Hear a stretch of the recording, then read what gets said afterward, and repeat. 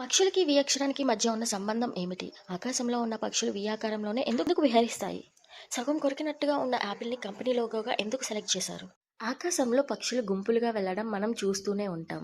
అయితే మనం సరిగ్గా గమనిస్తే ఆ పక్షులు ఎందుకు వి ఆకారంలోనే వెళ్తుంటాయి? కారణం ఏంటంటే పక్షులు గాలి వేగాన్ని నియంత్రించుకుంటూ వాటి శక్తిని ఆదా చేసుకుంటూ ఇలా వి ఆకారంలో వెళ్తాయట.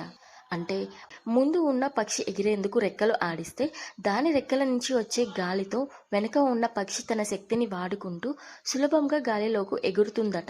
వినడానికి భలే ఉంది కదా! దీనితో ముందు ఉన్న పక్షి నాయకుడిగా వ్యవహరిస్తే మిగతా పక్షులు తోటి పక్షులతో ఢీకొట్టకుండా ఉండేందుకు వి షేప్ని ఉపయోగపడుతుందట.